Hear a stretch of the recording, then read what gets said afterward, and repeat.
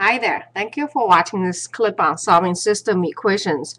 Now we have fractions here. I don't know about you. I don't like fractions. So first instinct when I see fraction is trying to get rid of it. Okay. Now we got to get rid of it safely and mathematically sound. So what we're going to do is multiply both sides by least common multiple. For our case, it's 10. So I teach my student write 10 on each side. Now, the reason I want you to write on each side is you don't forget multiply on one of the sides. Okay, let's do the same thing for the second one.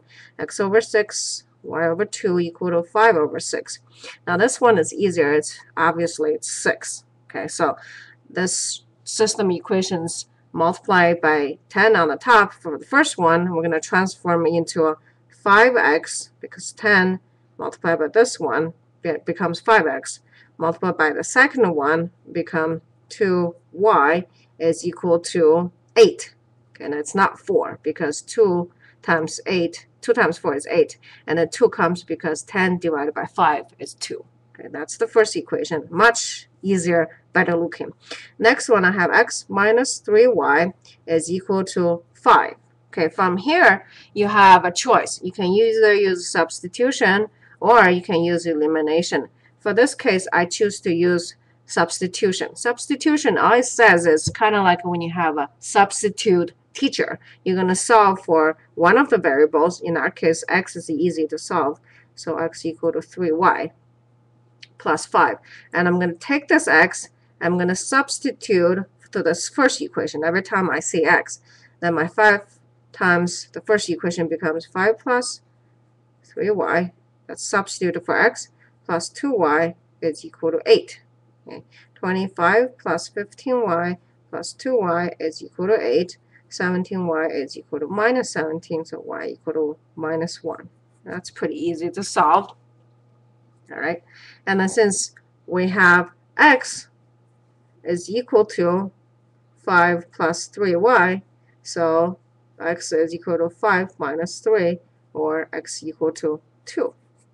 That's pretty easy to solve as well. Now, you don't want to use the substituted expression x equal to 5 plus 3y. You are more than welcome to substitute it back in any one of the equations above here, and you'll get exactly the same answer. Now, let's double check, which is always a sound thing to do when you solving system equations. So I always tell students, if you're going to substitute, going through all the trouble, might be as well substitute all the way back to the first equation you were given. In case you made any errors along the way, that will show up. Okay, so let's check the first one here. X is equal to 2, so I have 1 plus y is minus 1, minus 1/5. Is it equal to 4/5? Yes. Okay, so that one is checked. Let's try the second one. I have 1 over 6, actually 1 over 3rd because it's 2 over 6. Okay.